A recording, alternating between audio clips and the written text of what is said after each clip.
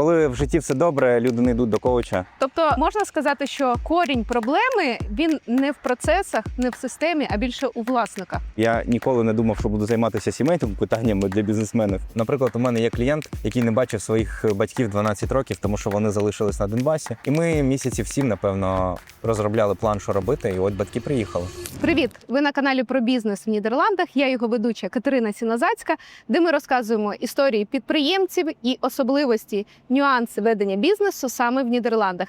І сьогодні у нас в гостях Станіслав Богданов, людина з великим бекграундом в бізнесі. Привіт, Станіслав! Катерина, привіт, дякую за запрошення. Розкажи трошки, будь ласка, про себе, як ти до цього прийшов? Якщо про мене зовсім коротко, то я підприємець. Я підприємець з 2005 року, я тоді почав займатися мобільними телефонами, ця ніша захопила мене. Я займався телефонами десь до 2008 року, потім потрапив в велику таку кризу 2008, коли курс долара там скаканув з 4,8 там, до 8+. Я залишився з великими боргами, з яких там виходив і вийшов аж в 2012 році. Капець. Так, є таке. А виходив через те, що знайшов, що у мене на вітринах стояли там телефони, я їх якось продавав. І серед телефонів, як вовк серед овець, затісався модеми для бездротового інтернету. Я взагалі на них не звертав уваги, а потім я побачив, що на них набагато більше маржа. І є потреба. Я почав займатися модемами для інтернету, ми почали їх там виготовляти, експортувати, імпортувати, продавати. І десь якраз в 2012 році ми побудували найбільший інтернет-магазин по цій тематиці. Це був такий фокусне направлення, яким я займався до 2022 року. Найбільший інтернет-магазин в Україні? В Україні, так. Просто так скромненько, найбільший інтернет-магазин в Україні. Ну, там ми підключили десь 150 тисяч абонентів до інтернету. Ми робили інтернет в транспорті. Хотіли зробити проект з Укрзалізницею, на який витратили, я думаю, декілька років і дуже багато грошей, але через там бюрократичні процедури не змогли це зробити. Але ми зробили інтернет в автобусах. По Україні 1200 автобусів міжгородських та тих, які їздили в Європу, їздили з нашим інтернетом. Тобто люди їдуть всю дорогу, у них є Wi-Fi, у них є контент по Wi-Fi. Це зробили ви? Да, на локальному сервері внутрі автобусів. Там 300 автобусів в Казахстані їздили. Всього 3 компанії в світі, які роблять інтернет-транспорті. Одна з цих компаній – це наша компанія. Потім трошечки цей бізнес почав вбиватися в ковід, тому що автобуси просто стали в гараж. А після ковіду їх не стільки виїхало. Виїхала третина, можна так сказати. І в цілому ринок дуже сильно змінився. І вирішуючи питання цих бізнесів, сталкивався там з різними питаннями, в тому числі і найгостріше було для мене це питання персоналу, тому що я розумів, що бізнес – це люди ідеї. У мене мають працювати найкращі люди для того, щоб воно взагалі працювало, те, що ми робимо. А приходили просто звичайні люди, а не найкращі. І найкращих я не міг найняти. І я так декілька років тикався, спрацював з десятком різних рекрутингових агентств, але моє питання не могли закрити. І це закінчилось тим, що мені довелося закатати рукава і самому розібратися, а як робити той найм. Коли я розібрався, як робити найм, ми дуже швидко виросли там з 30 людей в офісі там до 70+. Це стало помітно до там моїх друзів, підприємців, в клубах підприємців. І до мене почали звертатися і сказати: "Слухай, допомагай. Як я буду вам допомагати? Це не мій бізнес. Так зроби такий бізнес". І так у мене з'явилась рекрутингова агенція. Ми як рекрутингова агенція дуже багато закривали таких вакансій C-level менеджменту, там директорів, менеджерів направлень і так далі. І коли ми робили цей бізнес, я побачив, що ми наймаємо в цілому крутих людей, в цілому класні компанії, але якщо подивитися через півроку, вони там не працюють. Чому? Класна компанія, класна людина, чому ти не працюєш там? Виявили, що в тих компаніях нема ніякої взагалі системи адаптації, людей як котят в відро бросають, виживе, не виживе. Хтось виживав, половина приблизно, половина не виживала. Тоді ми так почухали голову, задумались, а що робити? І стало зрозуміло, що треба допомагати компаніям будувати системи навчання персоналу перед тим, як туди наймати дійсно крутих людей. Так у нас з'явилась консалтингова компанія, де ми почали заходити в компанії, де за 3 місяці описувати всі процеси, будувати системи навчання, регламенти, інструкції, атестації, оргсхеми, посадові інструкції. Це все упаковували, здавали компанії, і вже на цю структуру можна було найняти класних людей. Але через деякий час ми подивилися, що ми там побудували декілька десятків таких систем. Дивимось, там через рік десь половина не працює. Що ж таке? Виявилось, що ми це будували з топ-менеджментом. Топ-менеджмент змінюється. Хтось переїжджає, хтось звільняється, хтось там забеременів, хтось ще щось. І система деградує. І тоді стало очевидно, що треба працювати не з топ-менеджментом, а з власниками. Бо коли власник є архітектором системи, Він нікуди не дівається, і система працює. Так я прийшов до того, чим я зараз займаюся. У мене по факту консалтингова компанія, яка допомагає власникам там зростати з тією швидкістю, які вони хочуть собі. І один з елементів цієї швидкості – це коучинг, який я працюю. Я особисто працюю з власниками, допомагаючи їм вирішити ті бар'єри, які в них є, для того, щоб вони зростали з тією швидкістю, яку вони хочуть. Зрозуміло, але ж не тільки цим займаєшся, в тебе ще є бізнес. Той бізнес в Україні лишається по модемам. Він невеличкий, там є управлінська компанія, яка цим займається. Між цими двома етапами, між тим, де я знаходжусь зараз, і з одним зі своїх клієнтів, якому будували систему навчання персоналу, він запросив доєднатися до його компанії в якості партнера і допомогти йому в цьому бізнесі. Це було агентство нерухомості ІЄ, яке займається нерухомості в Туреччині. Потім ми додали ще Кіпр, потім ми додали Балі, Таїланд, Мальдіви, паспортні програми Карибського басейну. Я доєднався до компанії, коли там було десь 15 людей. За 22-й рік ми виросли до 120 людей. В 23-му році ми продали нерухомості на 100 мільйонів євро. Це найбільше агентство нерухомості в Україні, закордонної нерухомості. Ну, і я продовжую допомагати йому потрошки. Скажи, чим до тебе приходять в основному підприємці? З якими питаннями найчастіше? Коли в житті все добре, люди не йдуть до коуча, люди їдуть відпочивати, кататися на лижах або відпочивати на Мальдівах. До коуча приходять, коли вони не задоволені чимось. Швидкістю зростання, своїм масштабом, нема задоволення, нема чувства власної гри. Є відчуття, що людина переступає через себе, вона не може впоратися зі своїми якимись партнерами, які там людину пригнічують, придушують, приніжають і тому подібне. У людини може бути шикарний бізнес, але не все в порядку в сім'ї. І людина не знає, як виплутатися з цієї ситуації. Чи навпаки, у неї все в порядку в сім'ї, але проблеми з бізнесом. Я ніколи не думав, що буду займатися сімейними питаннями для бізнесменів. Але так виявляється, що я працюю з увагою людини.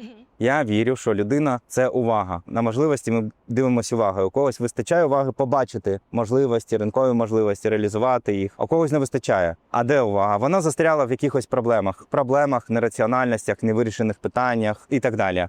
Коли приходять клієнти, то ми дивимося на ці проблеми, але ми не кидаємось їх вирішувати. Тому що це так не працює. Тому що якби людина могла вирішити ці проблеми, вона б до мене не прийшла. Що ми робимо? Ми підсилюємо людину настільки, щоб людина стала настільки сильною, щоб ця проблема перестала для неї взагалі існувати. Я займаюся тим, що працюю з людським потенціалом. Що таке потенціал? Це все, що стоїть після слов «я можу». Я можу щось зробити, я можу з кимось домовитись, я можу пробігти марафон і тому подібне. Це все питання потенціалу. Людина забула, що вона щось може, перестала вірити, що вона щось може. До речі, я думаю, що це дуже актуальне питання для людей, які переїхали, вирвані були з корінням зі свого звичного життя реалізації, де треба починати все з нуля, і ти не розумієш, що ти можеш, що тобі доступно. Мабуть, в цьому найкраще може допомогти. Ти абсолютно права. Людині треба повернути її перемоги по життю. Треба розшукати ці перемоги, треба подивитися, а що допомагало отримувати ці перемоги. Які звички, які цінності, які принципи, які таланти, що допомагало людині отримувати ці перемоги. І це такий пошуковий процес, який не робиться за одну розмову. Тому що є определенна технологія, по якій ми йдемо, і ми повертаємо людині її силу, а можливо навіть більше сили, ніж у неї було умовно 18 років. Тому що коли людина приходить, вона ще приходить, окрім сили, ще з досвідом, і ми досвід залишаємо, а силу повертаємо як у 18-річної. Тоді людина досягає всього, чого вона хоче. І ще трошки повернуся до тебе. Скажи, в твоєму підприємницькому досвіді з 2005-го ти сказав, так? Так. Чого було більше, перемог чи програшів? Ти знаєш, звісно, перемог було більше. Програші теж були, вони не були фатальними, але вони були достатньо великими.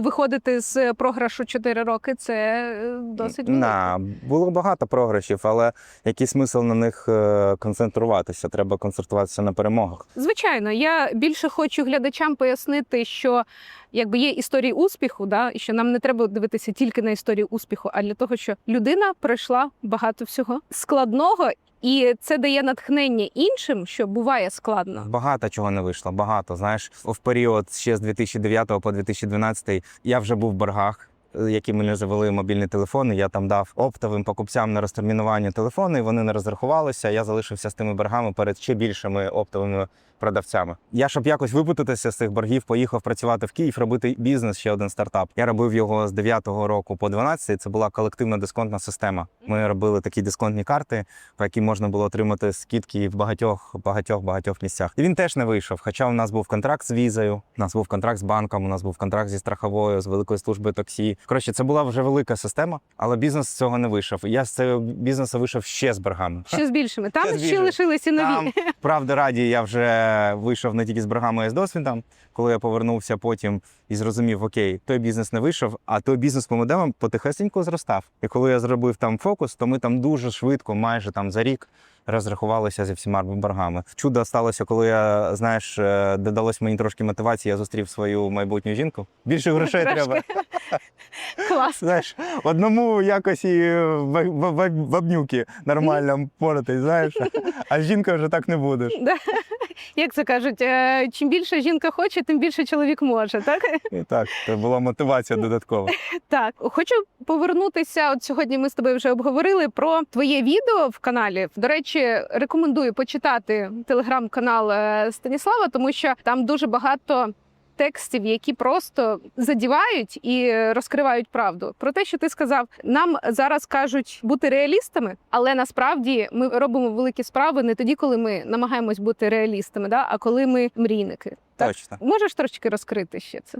Ну, дивись, хто такий підприємець? Підприємець – це той, хто бачить можливості. А чому ці можливості не бачать інші? Ну, тому що вони бачать якісь перешкоди. Підприємець каже, я відкрию бізнес. Що бачить звичайна людина, нормальна людина? Вона думає, а бухгалтерія, а хто мені зробить сайт, а де я візьму гроші, а постачальники, а якщо прийде перевірка, а де я найму нормальних співробітників. І вони бачать тисячу причин, чому той бізнес не робити. Підприємець знає про ці причини. Тільки дивиться він не на причини, чому це не робити, і не на сложності. Куди дивиться підприємець? На якусь ціль, на якусь мрію. І ця мрія дає йому стільки енергії, що він каже, то все фігня, розберемось по ходу. Да. І знаєш, Клас. я спілкувався з багатьма підприємцями. Майже всі мені сказали, якби я знав, що буде так важко, я б другий раз це не робив, той бізнес, який вони роблять. А у багатьох достатньо великий бізнес. Ну і реально було важко. Якщо ти з самого початку знаєш про ці важкості і туди дивишся, ти не підеш. А підприємці – це ті, хто туди не дивиться. Вони мрійники, вони дивляться на свою мрію, на те, що має відбуватися, на той результат, вони фокусуються. І це дає дуже багато енергії, це про потенціал. Це паливо. Це паливо. Клас. Цілі – це паливо для душі. От телефон ми заряджаємо від розетки, а душу де ми заряджаємо? Нашими мріями, да. Тобто, коли мені в дитинстві казали, що я занадто багато мрію, можливо, це було і непогано. Да? Скажи ще, якби ти мав можливість собі дати якусь рекомендацію на початку твоєму шляху, що б це було? Я би сказав, дивитися на свої плюси, сильні сторони і ніколи не сумніватися. Напевно, таку пораду я б собі дав. Бо знаєш, там попадаються якісь там старі відео свої, старі інтерв'ю. Я дивлюся і думаю, а чого я так сумнівався? Чого я так сказав? А чого, знаєш, така слабка позиція? Ніколи це не допомагає. Взагалі, знаєш, друг – це той, хто бачить в собі плюси і в інших. Коли я бачу в тобі плюси, я твій друг. Коли я сконцентрований на твоїх недоліках, я твій враг. А нафіга люди смотрять на свої недоліки? Щоб бути собі ворогами? Ти на недоліках не уїдеш. Коли ти наймаєш людину, наприклад, у тебе там б'юті-сфера, ти дивишся, а чи може людина робити ті послуги, які тобі потрібні, з тією якостю? Ти дивишся на її талант якийсь. Так. Чи має вона ще якісь недоліки? Та точно має. Якщо ти будеш концентруватися на недоліках, у тебе ніколи не буде людини в штаті. Ніколи. Тому що буде так, тільки трішечки не так. Але ти знаходиш щось одне, що людина робить класно, ти за це її цінуєш, ти береш її на роботу, і ти не очікуєш від бровіста, що бровіст буде робити манікюр. А від майстра манікюру, що він буде стричь, да? Да. Стригти. Ну, тобто, ти концентруєшся на тих сильних якостях, які є в людині. Так от, я би собі дав пораду концентруватися на своїх сильних якостях і ніколи не ставити під сумнів, що я щось не можу зробити. Тобто сумніви в собі приводили до програшів? Сумніви собі приводять до програшів. Питання, звідки вони беруться, ці сумніви. Найчастіше ці сумніви беруться від інших людей. Людина сама собі не може сказати, я щось роблю не так. Не може. Це нам хтось сказав, а ми цьому повірили і цю обіцянку собі забрали. І тепер ми думаємо, що так і є. А це неправда. Сама людина ніколи собі не скаже, що вона на щось не здібна, щось не може і так далі. Просто нам з дитинства казали, тише їдеш, далі будеш. Сиді, не висовуйся і так далі і тому подібне. Не треба мріяти, багато хочеш, мало отримаєш. Гроші – зло. Гроші – зло. Одне з найрозповсюдженіших, так? Станіслав, скажи, з чим до тебе все ж таки частіше звертаються? Особистий коучинг чи систематизація бізнесу? Знаєш, я зрозумів, що ці поняття дуже взаємопов'язані. Люди приходять з одним запитом, ти починаєш копати, дізнаватися, дивитися в деталі, факти і розумієш, що справа в зовсім іншому. Систематизація – це поняття 10-те, і це найпростіше, що можна зробити, на мій погляд. Це реально дуже просто, це питання технології, бери, роби раз, два, три, і в тебе буде все добре. А от коли ми кажемо про особистий коучинг, то люди всі різні, запити різні, ситуації різні, питання завжди в деталях. А щоб дізнатися ці деталі, треба бути таким, знаєш, детективом, копати в людину, дивитися туди, куди сама людина не дивиться. А чому вона не дивиться? Ну, приємно туди дивитися. Ну да. Щось, що не хочеться подивитися, знаєш, щось, на що не вистачає сміливості подивитися. У нас в коучингу є таке поняття себе не видно. Наприклад, ти бачиш, що у мене тут є мікрофон, а я його не бачу. Якщо б я їв борщ, і у мене тут була б капелька від борща, то я б це не бачив, а тобі це видно. І от коучу зі сторони видно, де людина щось з нею не те, знаєш. Моя задача просто бути дзеркалом. Але не підсвічувати не лише не те, що не те, але підсвічувати і потенціал. Підсвічувати сильні сторони, підсвічувати перемоги, підсвічувати таланти, підсвічувати, а що людина вже досягла, а що змогла, щоб на базі успішних дій будувати нові цілі. Тобто можна сказати, що корінь проблеми, він не в процесах, не в системі, а більше у власниках. Майже ніколи він не в проблемі і не в системі. Ще, знаєш, я подивився на те, що є дуже така штука, в яку власники не дивляться. Один в полі не воїн. Якщо власник дуже крутий, якщо його особисті стандарти дуже круті, але він все одно залежить від своєї команди. І власник настільки любить своїх людей, що він навіть не бачить, що хтось це тормозить. Іноді це його люди, іноді це якісь інші фактори, які власник не помічає. Чому не помічає? Тому що він в системі. Коли ти не в системі, ти не залучений емоційно, можеш трєзвою головою подивитися. Ти знімаєш з себе все знання, що ти щось знаєш, і просто питаєш так, ніби ти не знаєш нічого. Ну і насправді я нічого не знаю. Навіть якщо я приходжу в ту сферу, в ту нішу, в якої я трошечки розбираюся, я забуваю все, що я знаю. Тому що я розумію, що в цій компанії може бути своя специфіка, у цього власника може бути своя специфіка. І я задаю такі питання, ніби я ніколи взагалі нічого про це не чув. І це відкриває якісь нові двері, абсолютно нові двері, нові погляди і так далі. Іноді достатньо просто розібратися, знаєш, розсортувати ті пазли по кольорам, і все стає вочевидь. Іноді це працює так, що у власника просто не вистачає власної оперативної пам'яті, знаєш. Задач настільки багато, цілі настільки великі, що власної оперативної пам'яті не вистачає. Треба, щоб хтось допоміг Систематизувати. Допоміг вигрузити то все з його голови. Знаєш, як зі шкафа. Вигрузити це все кудись. От ось тобі ящички, ось тобі полочки, я не буду трогати, це все твоє, вигружай. І це дуже допомагає. Знаєш, це такі прості речі, але сам ти ніколи це не зробиш. Не вистачає чогось. Часу, уваги, технології, розуміння, дисципліни, чогось не вистачає. Коли є людина зовні, це додаткова дисципліна, додаткова увага, додаткова віра, додаткова любов до людини. Людям вже не вистачає любові, знаєш. І якщо ти зі всією любов'ю приходиш до клієнта і хочеш щиро йому допомогти, ну, для цього треба, щоб вибирати собі тих клієнтів, які тобі подобаються, звісно. Що ти не можеш всіх однаково любити, знаєш. Ну, якщо тобі людина подобається, а я, слава Богу, маю можливість вибирати тих людей, яких я люблю, і тобі їх легко любити, і тоді ти стаєш партнером для такої людини. Партнером, можливо, без долі, але партнером. В якому сенсі партнером? Ти не маєш свого інтересу в його бізнесі, але ти чесно йому кажеш все, що відбувається. Ти чесно йому повертаєш. У вас є таке партнерство, де кожен за своє відповідає. Я відповідаю за атмосферу, в якій він приймає рішення. Роблю ту таку, знаєш, безпечну зону, де людина може вигрузити все, що в неї є в голові, і взяти дещо в роботу і довести до кінця, а людина відповідає за виконання того, що вона на себе взяла. І це само по собі є дуже цінним. А такі штуки, як там, знаєш, систематизація, це просто частина рутини, це робиться дуже швидко і дуже просто. Якби успіх залежав від систематизації, це було б занадто просто. Ну, мабуть, все це зараз спрощує ЩІ? Ще спрощує, да. Знаєш, раніше для того, щоб написати, наприклад, регламент інструкції, як я це робив в своїй організації. Я коли зрозумів, що у нас велика організація і нема жодного керівника, от там в якійсь лахмати, там, 15-му році, 14-му році, напевно. Організація велика, а керівник у нас один. А він банально не тягне. Ми тоді зрозуміли, що нам треба робити нормальну оргструктуру, назначати керівників. Керівники мають свойство хворіти, звільнятися, не справлятися зі своєю роботою. У відпустки ходити. Виявляється, що кожному керівнику потрібен зам, а краще 2 зама. Це велика структура, і це собі може дозволити тільки великий бізнес, насправді. Або хоча б середній бізнес. Але це все одно потрібно. Наявність зама не означає, що ти тому заму платиш як зарплату, як зама. Він просто може бути в кадровому резерві, де він знає, що його готують на роль керівника. Якщо цей піде вгору, він займе його позицію. Якщо той піде в відпустку, він займе його позицію і спробує на себе одягти його шкуру і так далі. Але це все дуже прості речі, є 1000 книжок на це написане, і це все робиться дуже просто. І це, знаєш, типу, начальна школа, 1-3 клас. А те, що ми робимо з клієнтами, це вища математика, це докторатура. Але саме там прориви. Бо до мене не приходять, знаєш, там з якоюсь маленькою ідеєю, я хочу заробляю 10 тисяч, хочу 20. Це не цікаво. Приходять за проривами. І коли люди приходять за проривами, і іноді те, що вони кажуть, ну, виявляється, знаєш, те, що ми з тобою казали, нереальним. Але я вірю в те, що якщо людині в голову приходить якась ідея, вона може це зробити. Це просто віра, знаєш. І якщо я своєю вірою підкріпляю його вірою, то ми робимо план. Окей, а як ми туди підемо? А на яких твоїх сильних сторонах ми будемо це робити? На яких твоїх суперсилах? А чому ми віримо, що це можемо це зробити? Хто нам в цьому може допомогти? Який перший крок? Ми це розробляємо. Знаєш, так, слона їдять по частинам. І приходимо. І вирішуємо дуже складні кейси. Прям, дуже складні. Я не можу про все казати, тому що, конфіденційно. Але, ці кейси... Приклади. Можеш якісь приклади, можливо, із останніх щось...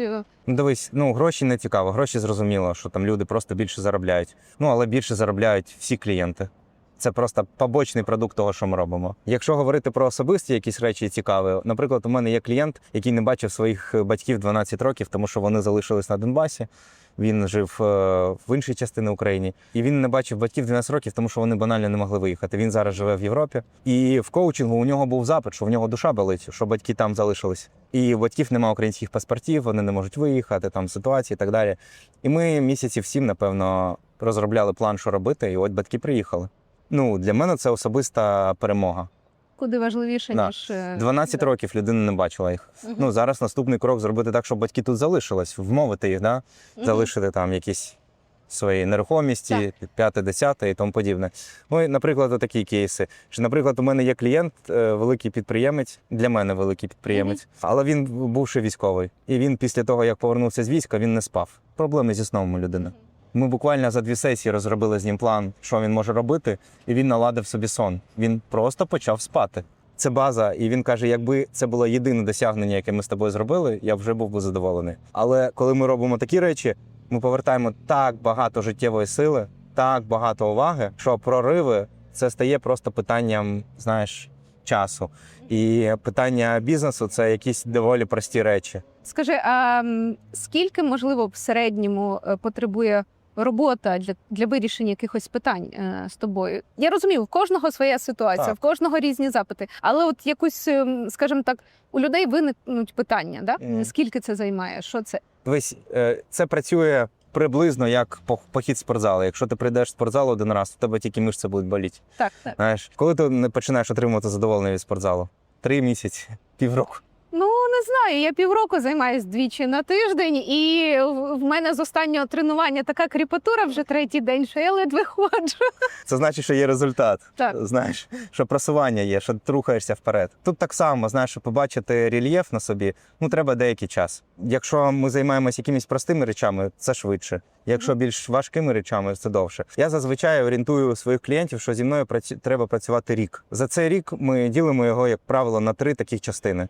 3 або 4 менших контракти. У нас є ціль на кожний маленький контракт, наприклад, на 4 місяці. І, як правило, коли людина приходить до мене, то перший етап роботи називається реабілітація. Треба реабілітувати людину. Від чого реабілітувати? Від власних знецінень, від чужих знецінень. Просто повернути їй силу, повернути віру в себе, повернути їй мрійність і так далі. Ми реабілітовуємо людину. Коли людина реабілітовується, ми що реабілітуємо? В тому числі її цілі. Людина туди підключається, черпає відтуди енергію. І коли вона починає туди дивитися, вони, як правило, її трошечки страшать. Тому що людина каже, а де та мрія? Знаєш, там людина каже, я хочу мати, не знаю, там власний готель в Італії в горах. Дивимось, він коштує там $20 мільйонів. Не заробляє стільки людина. І це комната страха. Треба зрозуміти, що це комната страха. Але ж ми не здаємось, нам не цікаво грати в маленькі цілі. Тому що коли цілі великі, свободи великі, багато можливостей великих. І енергії більше. І енергії більше, і перешкод більше. І ми дивимося, ми проходимо через деякий час через цю комнату страха, і ми виходимо в комнату досягнень, де людина починає досягати того, що вона собі ставила. Може, не готелі за 20 мільйонів, але на шляху до цього починає щось досягати. І вона досягає, стає в собі впевненою. І вона каже, ну слухай, я можу це зробити. Може, мені для цього потрібно там 5-10 років, але я можу це зробити. І я розумію, як туди йти. І людина стає впевненою, є досягнення, на яких треба зафіксуватися. Треба зробити так, щоб людина знову не скотилася назад, в те, що вона себе не вірить і тому подібне. І на цих досягненнях зробити наступний стрибок в нові досягнення, поставити нові цілі проміжуточні, зробити нові плани, зрозуміти, як туди йти і так далі. І це потребує часу. Мені, знаєш, можливо, це не дуже така поговорка, але ну як є. Якщо ви дуже сильно хочете дитину і заставите забеременіти 9 жінок, у вас все одно через місяць не буде дитини.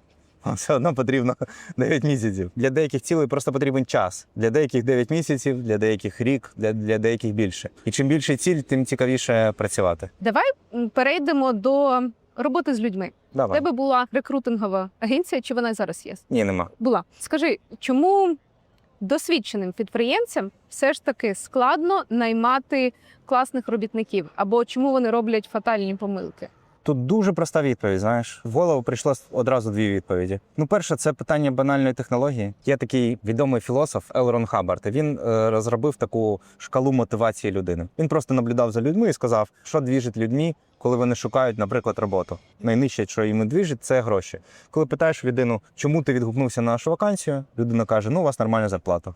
Окей, а ще щось тобі, хоч щось цікавить? Трошки вище знаходиться особиста вигода. Що таке особиста вигода? Ти питаєш, а чому ти відгукнувся на нашу вакансію? А, тому що у вас отут в сусідньому будиночку робота, мені так зручно, клас. Я буду ходити домой там і обідати, знаєш. Або там, типу, у вас не треба напрягатися, або у вас там курси мови, або у вас там страховка класна, або ще щось. Мені так зручно. Є ще трошки вище ідея. Мені подобається ця робота. Коли людина щось робить, тому що їй щось подобається. Тобі подобається б'юті-сфера? Так. Ти робиш щось для б'юті-сфери. Чи спитаю я в тобі, хотіла б займатися, наприклад, бухгалтерією? Ні. Ні. Бачиш? Так. А б'юті-сферою займаєшся. Чому б не брати людей, яким подобається їхня робота? Комусь подобається бухгалтерія, комусь подобається бути чиновником, хтось хоче бути поліціянтом, а комусь подобається б'юті-сфера. Комусь подобається бути продавцем. Є такі люди, які кажуть, я так люблю спілкуватися, Так. я так люблю допомагати іншим і тому подібне. Є ще трошки вищий рівень, який називається борг.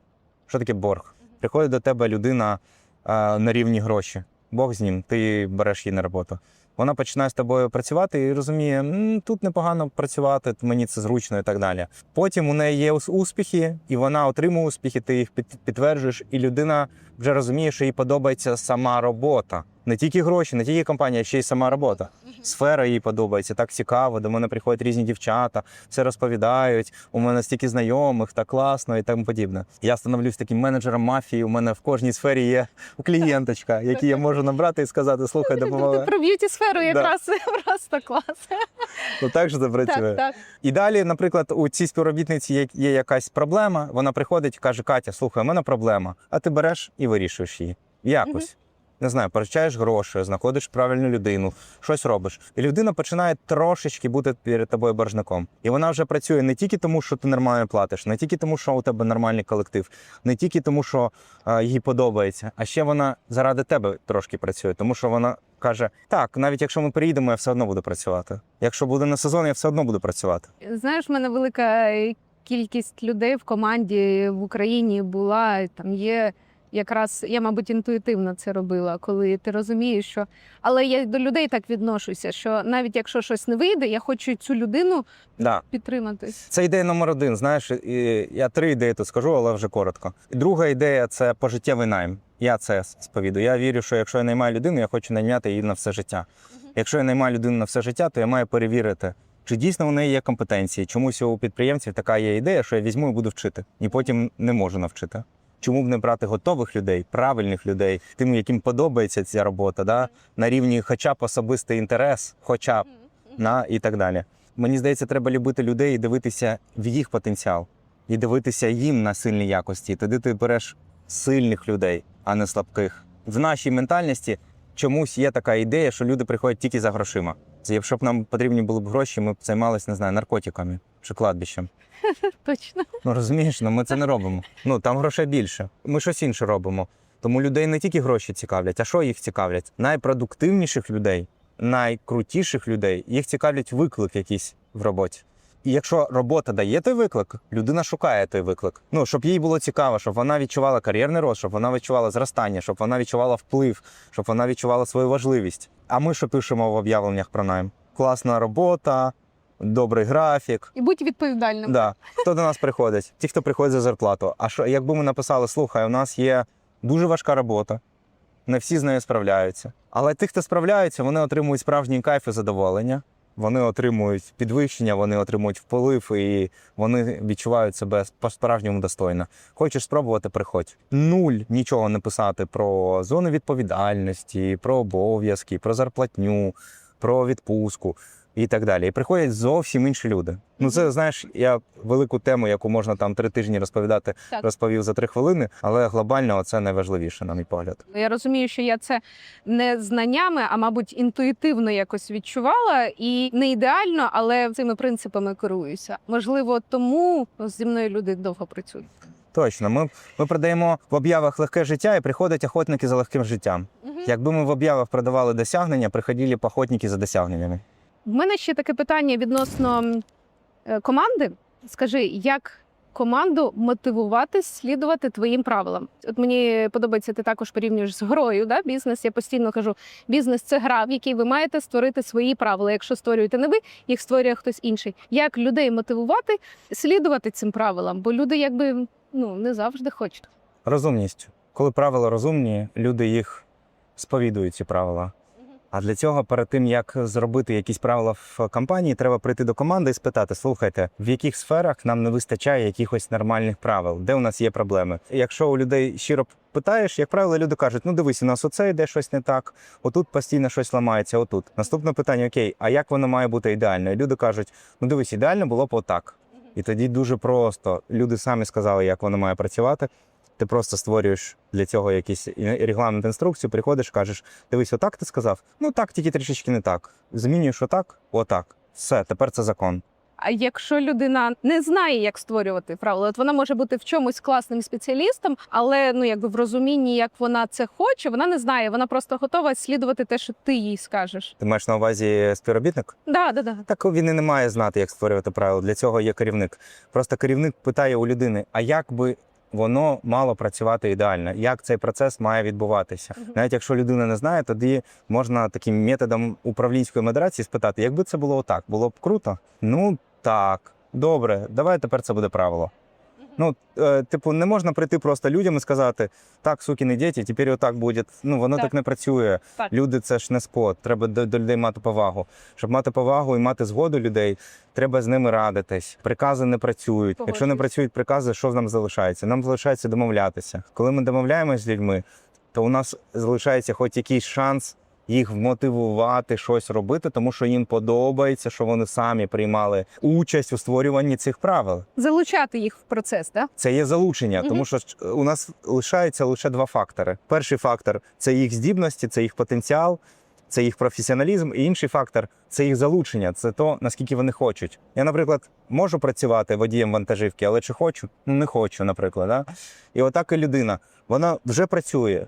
Вона може робити краще, але чи хоче? Коли ми відбираємо людей на роботу, ми дивимося, наскільки вона може працювати, чи є в неї дипломи, знання, навички, результати в минулому і так далі. А коли вона вже нанята, що нам лишається? Всю життя її вчити людину? Це важко і довго, і дорого. Нам лишається лише робити так, щоб людина хотіла працювати. Коли людина хоче працювати, це є робота керівника. Зробити так, щоб вся команда хотіла працювати і виконувати щось, щоб не батагом людей ганяти і не морковкою піхати і ззаді, і спереді, а просто щоб людина хотіла щось зробити по-людськи. А як зробити, щоб людина хотіла? Глобально перше взяти людину, яка хоче. Реально, те, що ми з тобою говорили про рівні мотивації співробітників. Да? Взяти людину, якій подобається робота. Банально, перше. Друге, коли ми людину адаптовуємо, пам'ятаєш, я розповідав, що ми будуємо систему адаптації. Так. Коли ми людину адаптовуємо, зробити так, щоб людина була згодна з цими правилами, щоб вона вважала їх розумними, щоб вона розуміла їх, щоб вона робила щось не тому, що такий приказ, а тому, що вона розуміє, навіщо це робити, і вважала це правильною дією. Коли людина щось вважає правильно, вона робить це, навіть якщо на це ніхто не дивиться. Якщо в тебе є обгорка від Морозова, ти ж тут її не викинеш. Це неправильно, ти знаєш це. І навіть якщо вона вже потекла, і в тебе мокра ця рука солодка, ти все одно йдеш, шукаєш найближчу урну, потім достаєш вологу салфетку, витираєш ту руку. Тому що це правильно. І ніхто тебе не контролює. І навіть якщо це буде вночі, ти робиш щось правильно, тому що ти вважаєш, що це правильно. Так само в компанії можна створити такі правила, щоб люди вважали їх правильними.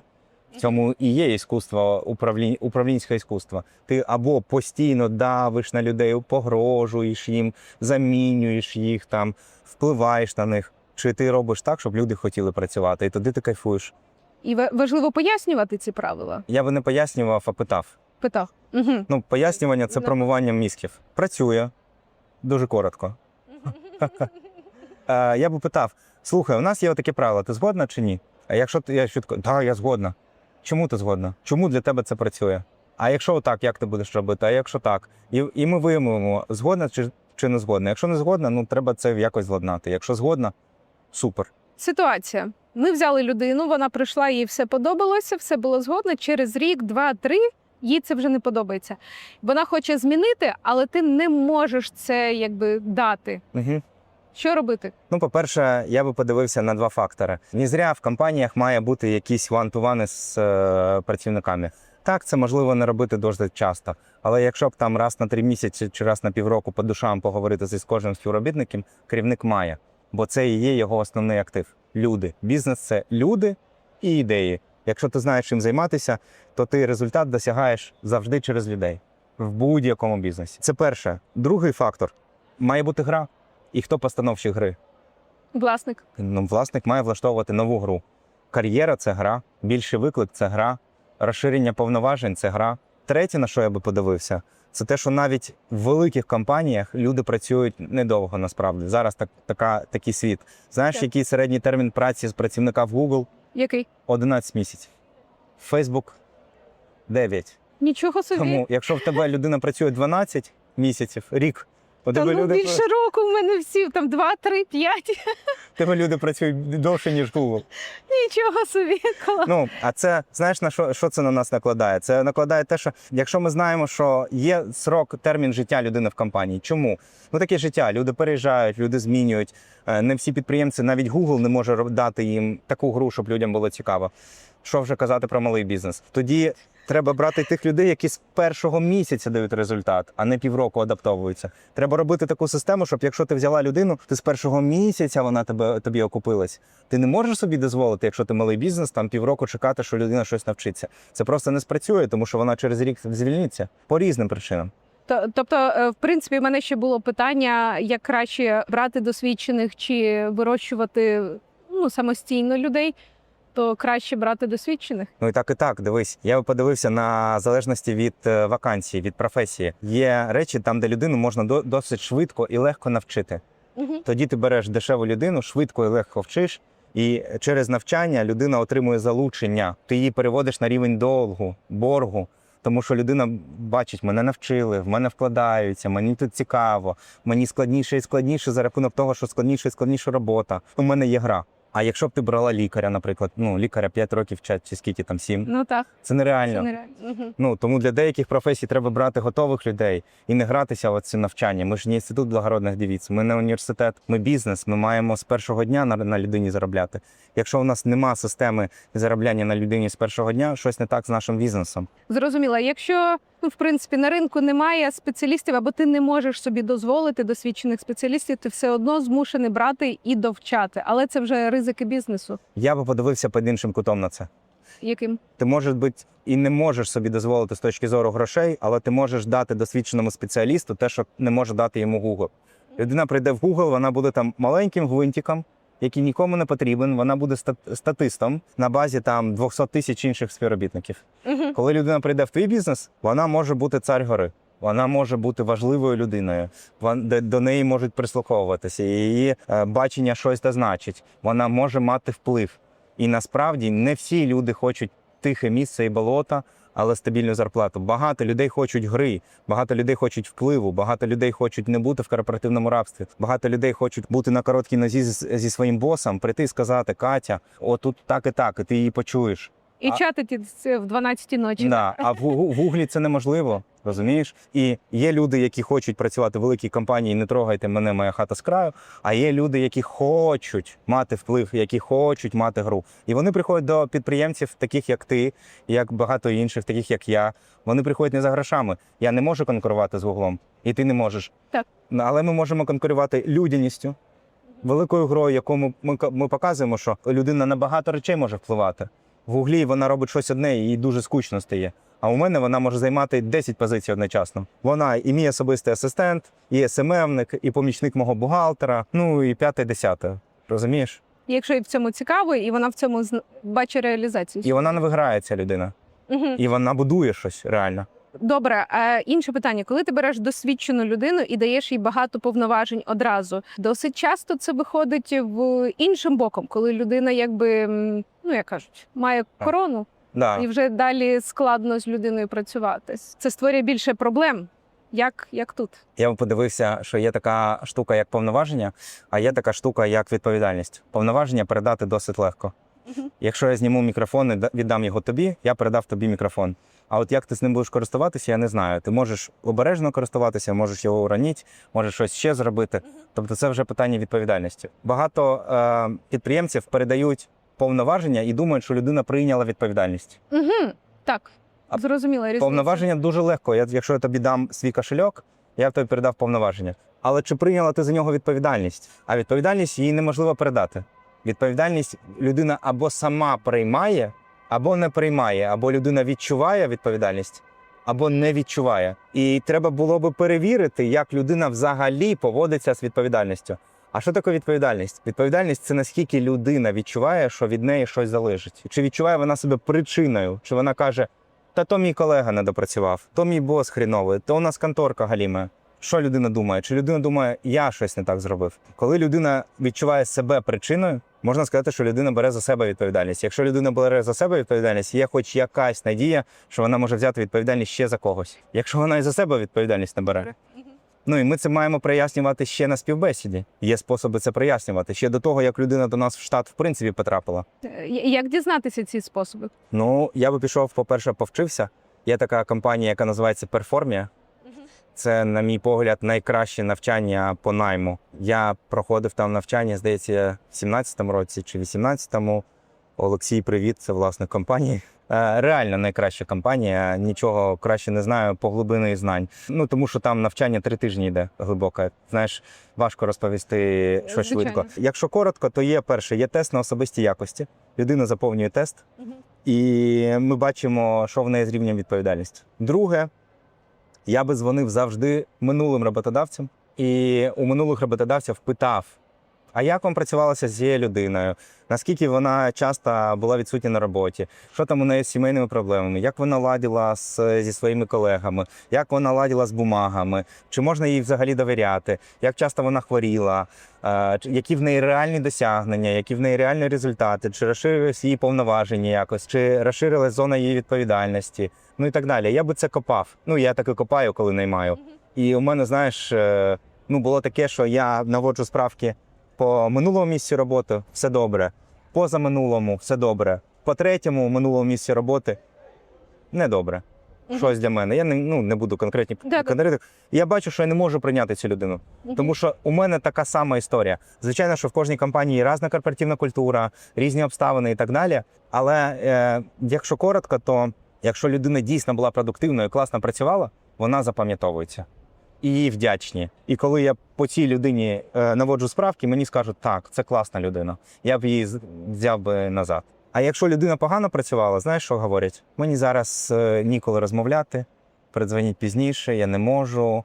Та ні, ну щось там було, я вже й не пам'ятаю. Ну тому що нам неприємно про когось казати погано. Ну, наче не хочеться сказати, але ти і хорошого не можеш сказати. Да, не можеш нічого хорошого сказати. А коли людина реально класно працювала, ти від вдячності скажеш, так, це було золото, це була класна людина, беріть. Ну, якщо ти вдячна людині, а якщо ти не вдячна, ти така, ну, подзвоніть пізніше. Я зрозуміла, добре, дякую. Скажи, ти зараз пишеш книжку? Я пишу книгу, так. Да. Можеш трошки поділитися, про що це вона буде, для кого вона буде? Це книга для підприємців. Взагалі всі мої продукти якось склалися, що вони для підприємців. Я вважаю, що підприємці крутять цю планету. є причиною над цілою планетою. Знаєш, ми придумуємо нові продукти, ми даємо людям роботу, ми робимо світ краще, на відміну від політиків. Да. Правда, то правда. І я побачив, що життя підприємця – це приймати постійно рішення, коли у тебе зовсім не вистачає даних. До тебе приходять з якоюсь проблемою, ти маєш тут і зараз прийняти рішення, а в тебе не вистачає даних. Якщо ти підеш збирати даних, на це йде багато часу, і ти їх можеш не дозбирати.